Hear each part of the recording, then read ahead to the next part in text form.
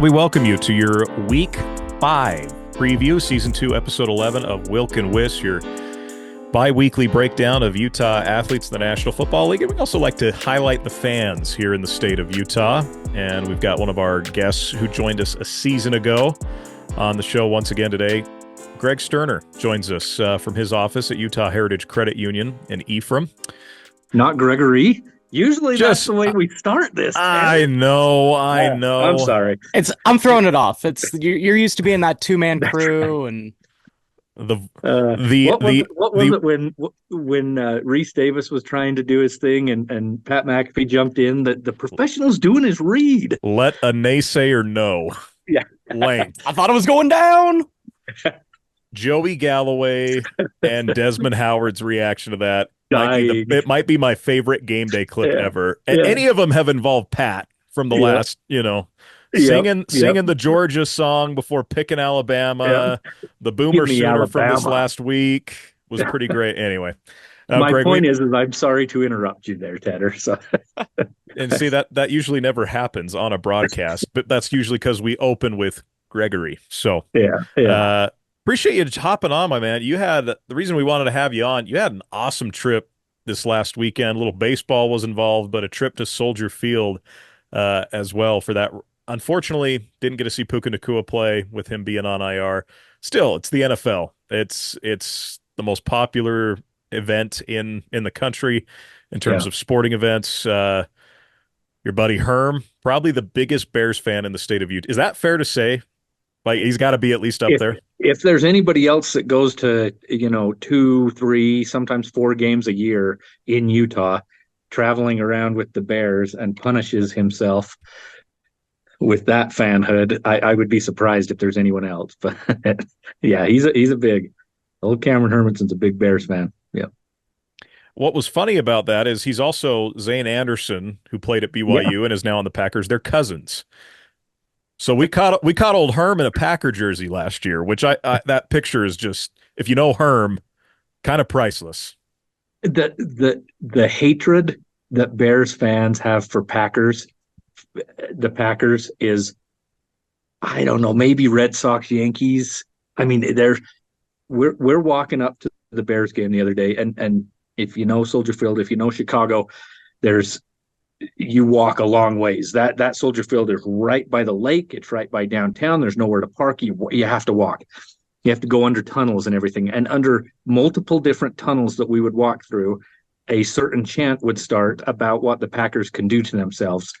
And under every single tunnel, and it would just rise up. They're not even playing the Packers. They're playing the Rams. Anyway, yeah, they do not like the Packers. So for Herm to put on that Zane Anderson jersey with the Packers, oh yeah, you can bet he's a family man. He's proud of his cousin. Yeah, to talk about what the Shield thinks about that rivalry, when the NFL was celebrating its 100th year in 2019, the kickoff game to start the season was not the reigning Super Bowl champions. They pushed the Patriots off to either Sunday night or Monday night so they could start the 100th season with Bears-Packers. Bears-Packers, yep. That's so true. So true. Anyway. So talk about the Soldier Field experience a little bit. Just overall, your thoughts. Can't remember if you've been to any other stadium. I mean, you've maybe made a trip or two with Herm over the years to some of these other stadiums. What's the experience like at Soldier Field, and maybe how does it compare to some other stadiums that you've been to? Yeah. Our buddy from Castle Country Radio, Jordan, he was on Twitter the other day, and he mentioned he's a big Rams fan. Right. And he mentioned how he went to Soldier Field with his daughter, and they were in Rams gear and everything, and how great the Soldier Field Chicago fans were to him and his family. And same thing, man. There was a lot of Bears jerseys. Obviously, it's their home stadium. A lot of Rams jerseys, and it was a friendly, fun banter. It wasn't nasty. I went to Philadelphia one time with Herm and same with vibes, our buddy Brian Boston, and we were taking an Uber, and the Uber driver said, "You'll be fine, but just kind of know where the cops are." Like they told us that. We were stepping out of the Uber. We weren't even on the sidewalk, and the Philly fans were on us, man, because we were wearing Bears stuff, just on top of us, telling us, in 4-letter words what they think, and it was crazy. It was crazy, and you hear about Philly fans all the time, but they lived up to it. And anyway, Herm went at one time. He went down to the gift shop, and he went alone, and man, they gave it to him. We probably should have. One of us probably should have went with him. Anyway, but yeah, Bears fans were awesome. It's a soldier. If you know some a little bit about what Chicago is doing with their stadium, they've bought land north of Chicago. I think it's called Arlington Park. Don't quote me on that. There's a big racetrack up there, and they're thinking about building a new stadium up there that the Bears will actually own, because the city of Chicago owns Soldier Field, and it's in a tight spot. It's the smallest stadium in the NFL. It only holds about 65,000. It was an old, iconic stadium, and they redid it about 20 years ago in 2003. And it's got the old and it's got the new, and it's kind of just meshed together weirdly. And there's nowhere to park. You're walking in with thousands of Bears fans all through Chicago to try and find a parking spot and then to get into the game. But the setting, you look out over Lake Michigan, the setting is beautiful in Chicago, and it was a lot of fun. We had a ton of fun. We paid a lot of money for the tickets. They were really good tickets. But yeah, it's fun. It's a great spot. So You said you were in Chicago. Did you catch any? And Tanner mentioned baseball was a part of it. So postseason White Sox baseball? Is that what you were? Postseason White Sox, yeah. 110 Ooh. losses, 120 losses or whatever. No, I've been to a Cubs game in Chicago before, but this time we actually flew into Milwaukee, and we have a buddy that lives in Kenosha, which is about halfway between Milwaukee and Chicago. So we flew into Milwaukee, went to a Brewers versus Mets game, regular season. They played each other in the playoffs as well. Regular season game that the Brewers won, and then we went to the Bears game the next day. Yeah. So it was neat. I know this is an NFL podcast, but it was neat to see the tailgating at the Brewers game as well. You don't think of baseball, 81 home games. You don't think of them as having the tailgate like a 8 home game season in the NFL, but the tailgating in Milwaukee was impressive. Yeah. Well, Greg, one of the things we like about you is we feel like you represent a lot of people in the state of Utah. Not necessarily having an NFL team, because since there is not one here, but you follow the guys, right? You follow your BYU guys. By the way, shout out to Kyle Van Noy, just won AFC Defensive Player of the Month. Oh, I hadn't heard month. That. Wow. The entire month, where he's second in the league in sacks behind. And he got hurt. Yeah, and he's doing it with a fractured eye socket, essentially. I mean, wow. That's what's crazy there. So, but we appreciate you hopping on, and I feel like your experience is that of a lot of us in Utah. It was my experience before I committed to being a Cardinals fan, which again, why? My wife gave me the option to switch last year. Cole, I don't know if we talked about that on the show last year. I think it came up. At the end of last year, my wife said, I will not judge you if you pick a different team. Stuck with my guns, because that's what hard. That's what Should I tell you, going along with what you were just saying, Tanner, I was sitting at the Bears game, and big things are happening. Bears won that game against the Rams. It was a good game. Their punter is amazing, which is weird because they drafted him in the 4th round, and Caleb Williams told him, "Don't worry, you're not going to ever have to punt." Well, he might actually. Jaden Daniels' punter is the one that hasn't had to worry about punting this year. Oh yeah, that's right. Yeah, but he had a good game. But I was sitting there, and the out of town scores came up on one of the screens that was kind of up above us, and I kind of realized, like, I love the NFL, but I'm a red zone NFL guy. Like I want all of it. I want to watch a bunch of different. I want to know what's going on. Sitting at one game that I want the Bears to win because my buddies are huge Bears fans, and it's more fun for me if they're in the playoffs because my buddies are rooting. But I don't have that one team, and I just like the whole thing more than just following one team. I was kind of annoyed to not be able to see what's happening, with the other games going on. But anyway, I think a lot of fans are like that. Well, it's funny you bring that up because Cole and I had this text conversation a couple weeks ago about football is much more of a sport to be watched at home versus his experience with baseball, where he won't watch it on TV. But man, going to the ballpark is an awesome experience. Yeah. And I think a lot of us can relate to that as well. I like going to football game. I think simply because it's the flip side for me for college. I don't necessarily care about what else is going on in the college football. I mean, I watch Georgia, Alabama, and if it's a massive matchup, I'll watch it and follow scores. But no, but there's nothing like getting home from church, flipping on Scott Hansen and hearing 7 hours. There is nothing like hearing that phrase. Commercial-free football, you bet. The three of us are all very much in the same boat there. In fact, was it on Monday, Cole? You said it's Big TV's Red Zone. Steelers are on like Steelers a tablet are on my phone or phone. my laptop or whatever. Yeah. See, and that's how I prioritize it. And I've got an interesting thing this week. Our colleague Brad James was very frustrated by this today. The Broncos and the Raiders are not on TV this week, but the Cardinals and the Cardinals and the 49ers are. That's the game that took their slot. Interesting. Which I don't on think CBS. I think it's on Fox. Okay. Because the NFL, it was a couple years ago, the NFL did away with the whole AFC is officially CBS, NFC is officially they'll Fox. do some now of they're those crossovers mingling now. Yeah. So the Cardinals are on TV, which I don't know that that's happened since I've been a Cardinals fan, where other than a the obvious prime time game when they're the only team on. So I'm gonna have an interesting choice. Might have to whip the two TVs out for that one come Sunday. It's always a good time for two TVs. Might as well practice the March Madness stuff in October. So that's right.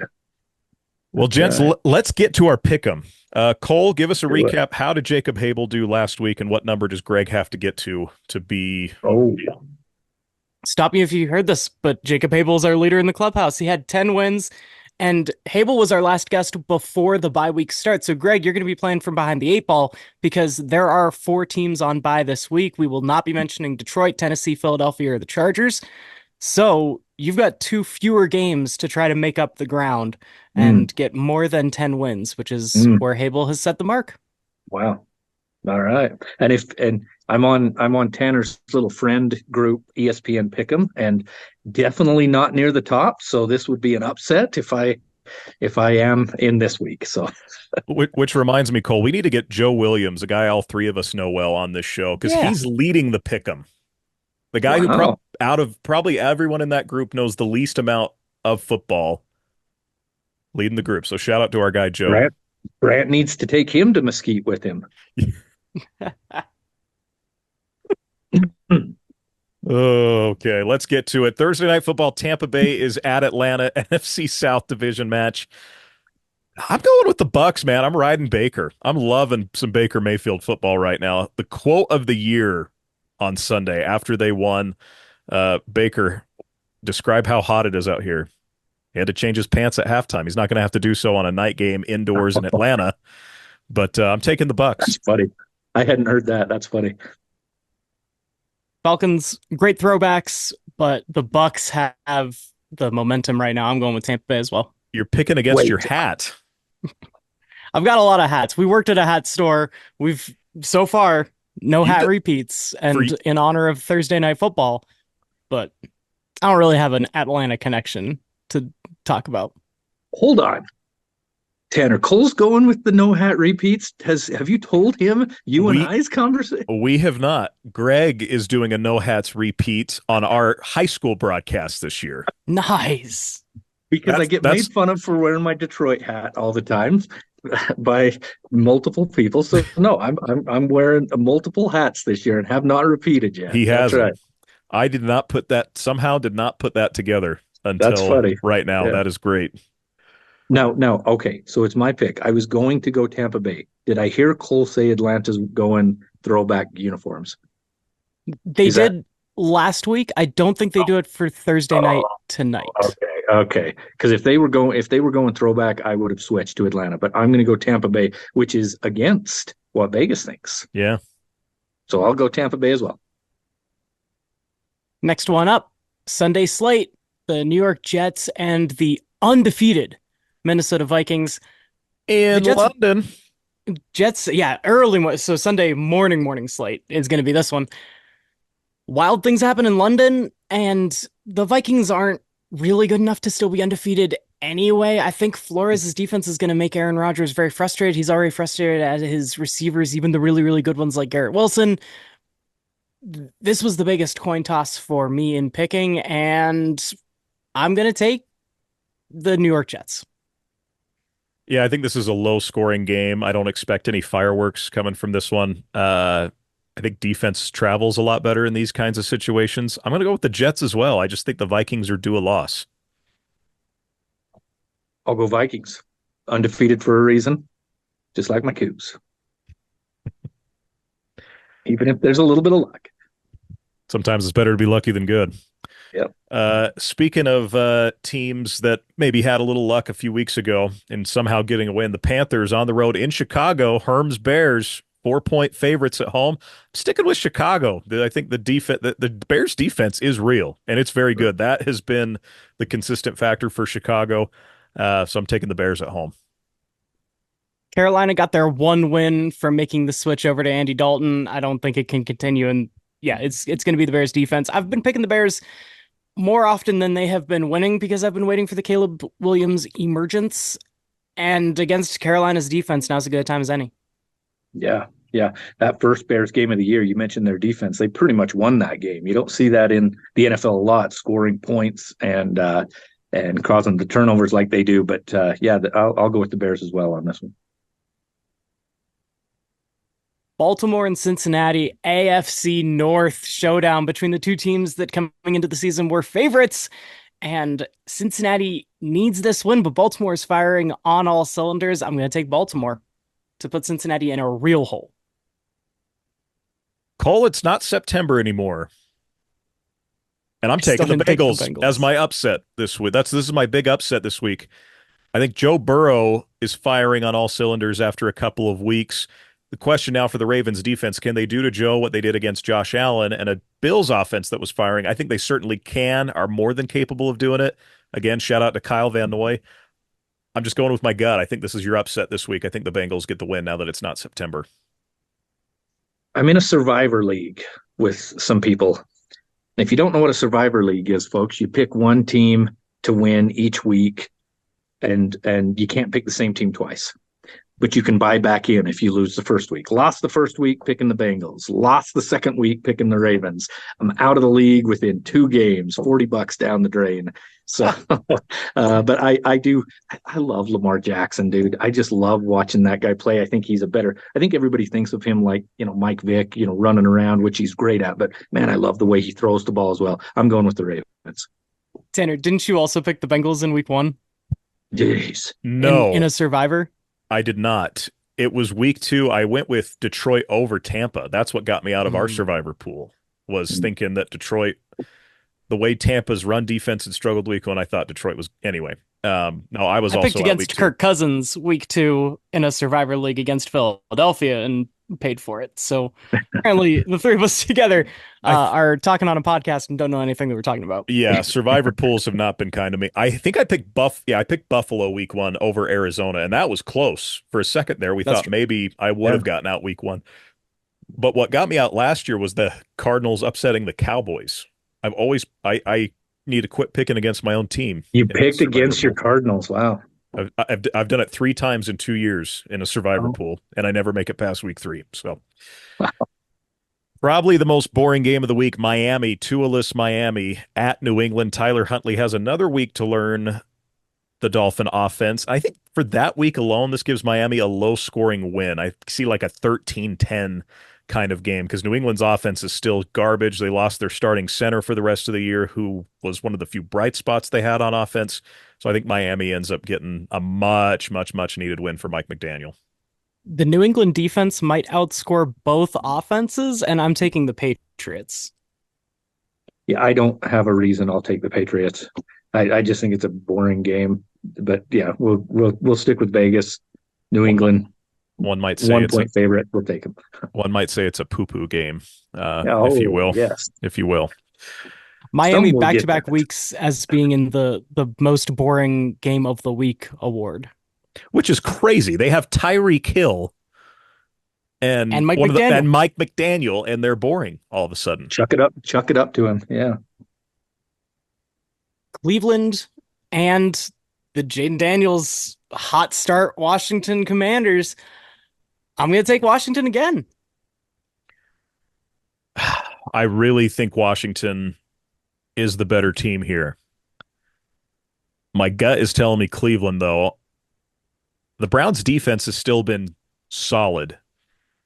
Jayden Daniels hasn't really played a good defense for a couple of weeks, so I'm interested to see how he adjusts to a lot more pressure. You can argue Arizona's got the worst defensive line in the National Football League. You can argue the Bengals linebackers are some of the worst in the NFL. You're not going to tackling just from the whole back seven. Yeah, I think Cleveland's defense is going to throw just enough of a wrinkle that they get the win. Yeah, I've been impressed with Jayden Daniels, as we've mentioned a couple of times here. I think the Jayden Daniels, Caleb Williams rivalry, I don't know if it's a rivalry, just the debate on who should have been number one. It wasn't much of a debate at the first, and I think Jayden Daniels is making it a debate, playing it amazing, the Heisman winner. I'll go with Washington. I think the Reds, I thought called it the Redskins. The Commanders, I think the Commanders will take the victory. Indianapolis, the last team without a win in the National Football League, the Jacksonville Jaguars. Anthony Richardson should play in this game despite getting hurt. Even if he doesn't, Joe Flacco looked pretty darn good again last week. Uncle Joe still got something to prove there. I'm taking the Colts. I just think Jacksonville's an absolute dumpster fire. Here's a prediction for you. Peterson will not make it past Monday if Jacksonville loses this game. Oof. I'm not willing to go there, and I am going to pick against Jacksonville despite their throwback uniforms that they are wearing. But I mean, maybe he shouldn't, but I don't think the Jags pulled the trigger this early. Remember how long Urban Meyer made it? That's true. And that's still got to be recent in ownership and everyone's minds. They can't be admitting defeat twice in a row to this degree. I mean, the Panthers did. The Panthers have a psychotic owner. Yeah. Do you guys see the Colts fan anthem every week? I think I sent it to you, Tanner, once. Oh, yes. This is our Colts. This is our team. Banger.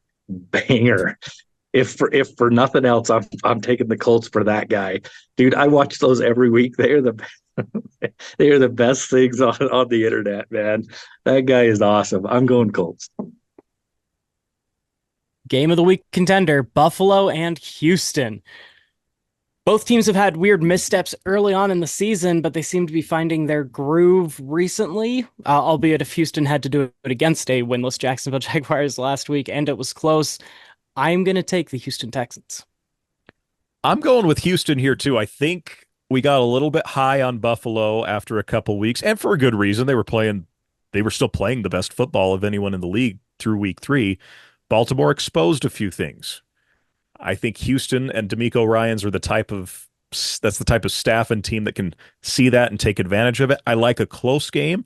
I like a high-scoring game, like a 28-27 type matchup here. I'm going to take the Texans. You've seen the jerseys the Texans are wearing this week. Is this H-Town week? Yeah. Isn't that this week? I think so. I mean, it's the Stephon Diggs revenge game. If nothing else, they could be pulling it out. Kind of cool looking jerseys. Not that makes any difference. Just I'm bringing the random crap to the podcast here. But yes, I'm going to go with Houston as well in a close one. That's going to be a fun one. These are Houston's City Connect is basically what's happening, or City Edition. Go. Yeah. Well, the game that's not going to be on CBS or Fox, the 2-2 Raiders against the 2-2 Broncos. Two teams I thought were two of the worst in the NFL coming into the season. They're both at 500. Some drama in Vegas this week with Davante Adams, and I'm still taking the Raiders. I think Antonio Pierce likes not having Davante Adams on the field as a potential distraction. So I think this is a low-scoring game as well, as Denver's proven in most of their games so far. They like to keep things close. And the Denver defense is good enough to keep it close. I just think Vegas makes one more play than Denver. Both defenses are actually extremely good. I am going to lean Denver. Again, very close, and it is weird this deep into the season that one of these two teams that I thought would be fighting for the first overall pick is going to be above 500. Is the quarterback debate from last year going to be Caleb Williams, Jaden Daniels, Bo Nix? Who should have went number one? Okay, that's a joke, but I'm still taking Denver. I wanted to see the Cole's face on the Cole's face as you were saying that. I thought maybe you were going to throw in Michael Penix as the third name because it sure as heck wasn't going to be Bo Nix. I'm taking Denver though. Drake May's shown us more than Bo Nix so far. Yeah. Let's go on to Tanner's team, the Arizona Cardinals, and Tanner's least favorite team, the San Francisco 49ers. I'm taking the 49ers by a lot, but I love hearing what Tanner has to say in this matchup. Good news, Trey McBride's likely playing this week, which is a big get for the Cardinals on offense. I don't see this going very well, though, for my Cards after getting picked apart by Washington a week ago. I would expect Brock Purdy to have a pretty darn good game. Again, I to some extent with the Niners, they can have too many injuries, as we saw against the Rams, but even with some of the guys they still have out, they're still really good. I expect the Niners to win. Key to a good season as a Cardinals fan, to quote Phil Dunphy, low expectations. We mentioned Kyle Van Noy being the defensive player of the month. Was it Pro Football Focus? One of those places where they grade the different linebackers. You had Fred Warner number 1, Kyle Van Noy number 2 last week. 2 old BYU guys. Yeah, I'll go with the Niners. Fred Warner and the Niners. The Packers visit the Rams, both coming off disappointing losses after getting impressive wins. Jordan Love had a couple really bad throws last week. He also had some really good. I mean, wearing the Brett Favre jersey before that game, again, you could not sum up that game better than just seeing Jordan Love walk in with the Brett Favre jersey. I still think Green Bay's just figuring a few things out, and this just seems like a game the Rams could win. This is my second big upset of the week. I'm taking the Rams at home over the Packers, despite I expect a huge Packer crowd to be there at SoFi. As always, just anyone but the 2 LA teams will be there in force. I'm taking the Packers. That's funny. I'll go with the Rams. That's a tough one. The Rams go and beat San Francisco in San Francisco South, in Los Angeles. I'll go with the Rams. The New York Giants and the Seattle Seahawks. I will be taking the team that actually had. So Seattle, sorry, I was trying to think of a way to say Malik Neighbors isn't playing, and he's the only good bright spot for the Giants in the first place. And yeah, it should be Seattle by a lot. Yeah, the easy schedule continues for Seattle, and they gave Detroit a better game than I thought they would on Monday night. There's some things to like there in Seattle. They, even with the easy schedule, they've exceeded what I thought they were going to be. I take Seattle big. Yeah, I think this is one of the easier picks of the week, Seattle. Sunday Night Football, Colts Steelers hosting a very old rival that they don't get to play a whole lot anymore in the Dallas Cowboys. I think this will be a fun Sunday night game in terms of a lot of questions with both these two teams. I'm going to take Dallas. I feel like they kind of need this a little bit more than the Steelers do right now. And I think it's a close game, but I'm going to take the Cowboys. I was hesitant taking the Steelers last week because it did seem like the winning streak had gone on for too long, and eventually Mike Tomlin teams don't get up for bad teams that they should beat, and that's kind of what the Colts, at least, I mean, especially their run defense, has only looked good once so far this year, and it's somehow against the Steelers, and the one thing that Arthur Smith should know how to do. But a primetime game against the Dallas Cowboys, America's team, when everyone's watching, definitely not picking against Tomlin here. I'm taking Pittsburgh. So we've mentioned my good buddy Cameron Hermanson multiple times on this podcast today, and big Bears fan, lives through the agony of being a Bears fan. I don't know if there's many more professional sports teams that cause their fans more agony than the Bears. And I like the Bears to do well. And I'm getting to the Steelers here. I like the Bears to do well because it's fun. But I also like to rib my friends, especially Cameron, there is nothing I would like more on this planet, maybe, than Justin Fields to go be an all-pro quarterback for someone other than the Bears, because of how much he hated Justin Fields towards the end. Having a good year for the Steelers so far. I will go with Justin Fields and the Steelers this week.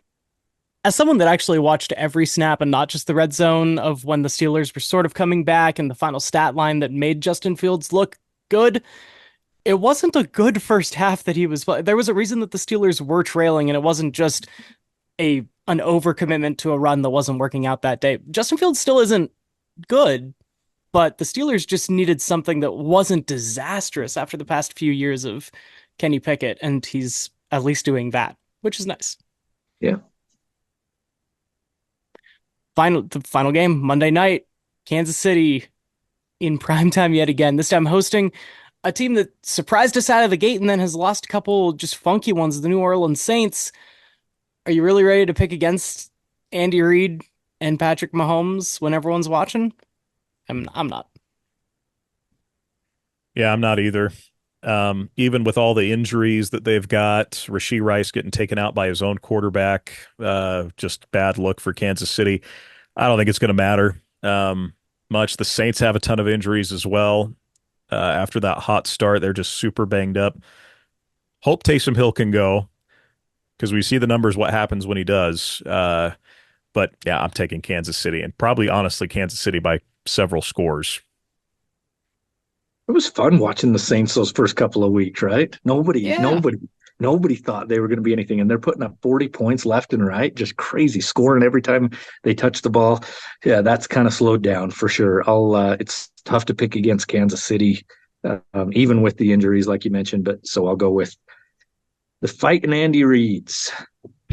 We were ready to give Clint Kubiak the next head coaching job after 2 weeks, and New Orleans is going to go into week 6 below 500. The three of us think that's wild how the NFL switches on you like that.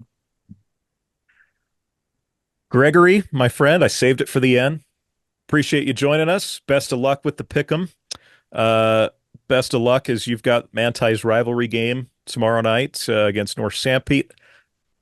We're expecting prop Manti's. Well, tomorrow's Richfield. Tomorrow's Richfield. Next week's. Whoa! Yeah. Where did I drop the ball on that? Biggest game, 2 of the biggest games in 3A tomorrow night, and you've got one of them.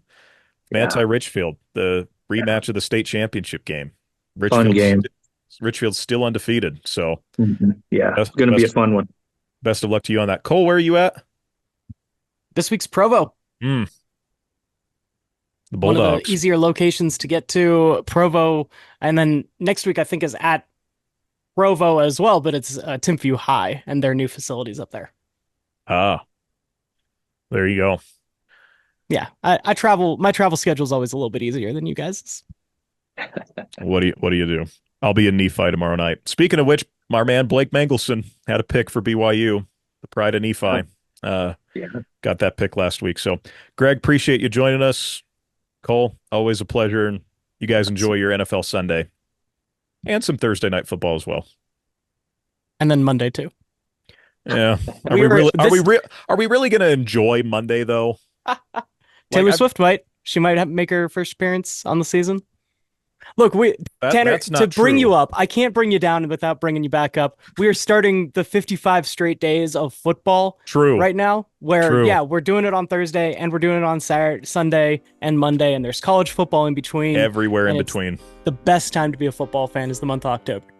Basketball's back. Hockey just got started here in Baseball Utah. playoffs. Baseball playoffs. October's the time, folks, to be a sports fan. So they say it's spooky season. And it still is, but it's sports season too. So appreciate you, gents. Once again, this has been Wilk and Wiss. Appreciate our guest, Greg Sterner, joining us today. Enjoy your weekend, folks, and we'll catch up with you on Monday.